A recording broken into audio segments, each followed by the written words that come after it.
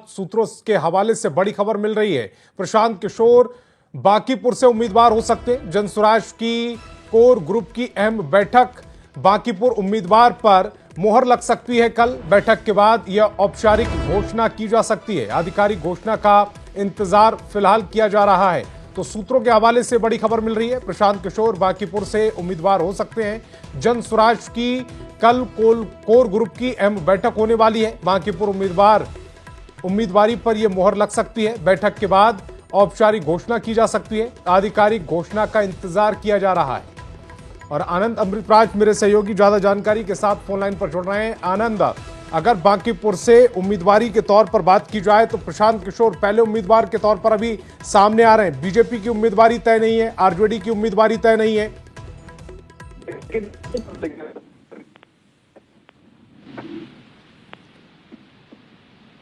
प्रशांत किशोर बना सकती है। जाहिर तौर पर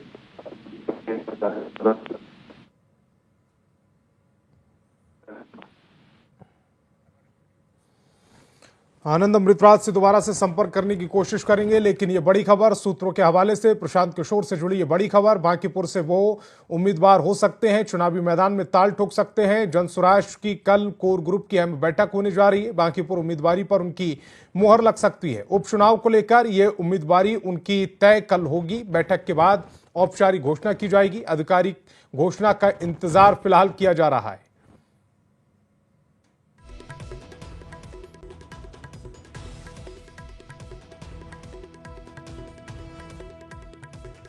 तो बांकीपुर उपचुनाव को लेकर यह घोषणा कल होगी कि प्रशांत किशोर चुनावी मैदान में उतर रहे हैं या नहीं। बांकीपुर वो सीट जिस पर नितिन नवीन यहां से विधायक चुने गए थे, लेकिन अब वो राज्यसभा चले गए हैं। ऐसे में उपचुनाव को लेकर यह सीट खाली हुई है। और मेरे सहयोगी आनंद अमृतराज एक बार फिर मेरे साथ फोन लाइन पर जुड़ रहे हैं। आनंद अमृतराज, खबर यह मिल रही है कि प्रशांत किशोर बांकीपुर सीट से दावेदारी ठोक सकते हैं।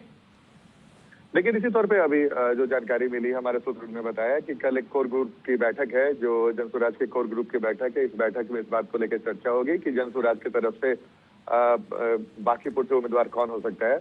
लेकिन सूत्र ये भी बता रहे हैं कि उसमें औपचारिकता है। जनसुराज की तरफ से प्रशांत किशोर चुनावी मैदान में उतर सकते हैं, जिसकी आधिकारिक घोषणा 5 जुलाई को हो सकती है पार्टी की तरफ से। जाहिर तौर पर जनसुराज के जो संस्थापक हैं प्रशांत किशोर, इससे पहले भी उन्होंने कई बार इसका इशारा किया कि वो बांकीपुर से चुनाव लड़ सकते हैं। लेकिन सबसे दिलचस्प ये है कि बांकीपुर से नितिन नवीन विधायक हुआ करते थे, लेकिन अब बीजेपी के राष्ट्रीय अध्यक्ष बनने के बाद उन्होंने इस सीट को छोड़ा है। और आज ही चुनाव की घोषणा भी हुई है बांकीपुर में। जाहिर तौर पर अगर प्रशांत किशोर इस सीट पर उतरते हैं तो ये सीट बेहद हाई प्रोफाइल हो जाएगा। क्योंकि बीजेपी के राष्ट्रीय अध्यक्ष की ये सीट है, तो बीजेपी भी अपने तरफ से पूरी कोशिश करेगी कि इस सीट को अपने पाले में किया जाए। लेकिन प्रशांत किशोर अगर चुनावी मैदान में उतरते हैं तो जाहिर तौर पर मैदान मुकाबला दिलचस्प हो सकता है। क्योंकि प्रशांत आनंद, जब विधानसभा चुनाव हो रहे थे तब कई बार ऐसे कयास लगाए गए, कई सीटों को लेकर ये कयास लगाए गए कि प्रशांत किशोर वहां से चुनावी मैदान में उतर सकते हैं। तब उन्होंने कहा कि पार्टी तय करेगी, लेकिन तब वो चुनावी मैदान में नहीं आए। लेकिन एक उपचुनाव की सीट को लेकर उनका नाम आ रहा है, और उस सीट को लेकर जो बीजेपी का गढ़ मानी जाती है। देखिए, बिल्कुल, आपने कुछ दिन पहले प्रशांत किशोर के उस बयान को भी सुना होगा कि वो अपील करते हुए नजर आ रहे थे कि अगर ये सीट अगर एक सीट मात्र सीट नहीं है, अगर इस सीट को हम जनसुराज की तरफ से लड़कर जीतते हैं तो एक बड़ा मैसेज जाएगा और एक एनडीए की सरकार को भी बड़ा मैसेज जाएगा। जाहिर तौर पे बीजेपी इस सीट को पारंपरिक सीट मानती है और आज तक बीजेपी ने इस सीट पर कभी नुकसान नहीं झेला, कभी हार नहीं मिली है। तो जाहिर तौर पे बीजेपी के लिए सिर्फ सीटों में से एक माना जाता है।